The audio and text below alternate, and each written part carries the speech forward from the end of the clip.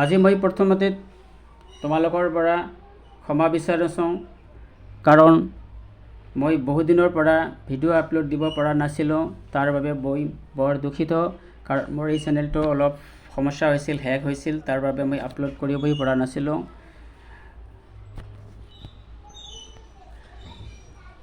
যিসকল ছাত্ৰ ছাত্ৰী এইবাৰ মেট্ৰিক পৰীক্ষা দিবলৈ ওলাইছে, তেওঁলোকৰ বাবে মই আজিৰ এই ভিডিঅ'টো আগবাঢ়িছোঁ।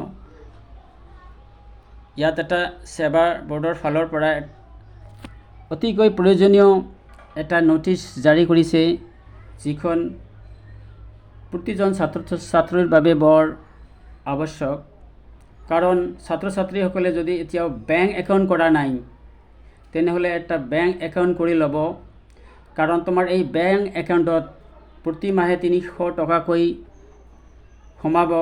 গতিকে যিসকলে এতিয়া বেংক একাউণ্ট কৰা নাই, তেওঁলোকে অতি সোনকালে এটা বেংক একাউণ্ট বনাই ল'ব, কাৰণ বেংক একাউণ্ট নহ'লে তোমালোকে কেতিয়াও টকা নাপায়। মই এতিয়া পঢ়ি শুনাইছোঁ। Assam state school education board এইখন নটিচ জাৰি কৰিছিল 25 ছেপ্টেম্বৰ। আজি দুদিনমান হ'ল। নটিচখনত কি আছে পঢ়ি শুনাইছোঁ। In view of the closure of schools and offices due to the forthcoming Durga Puja vacation, the last date for form fill-up of the SSLC examination 2026 has been extended up to 21st October 2025. অৰ্থাৎ ইয়াত কৈছে দুৰ্গা পূজাৰ বাবে SLC শিক্ষাৰ্থীসকলৰ বাবে যি matric পৰীক্ষাৰ যি ফৰ্ম ফিল আপ কৰিব লাগিব, সেইটো দিন তোমালোকক বৃদ্ধি কৰিছে, এক্সটেণ্ডেড কৰিছে।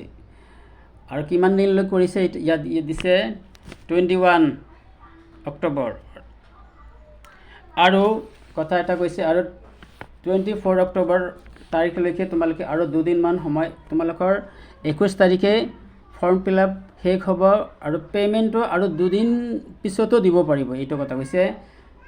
The last date of submission of payment is 24th October.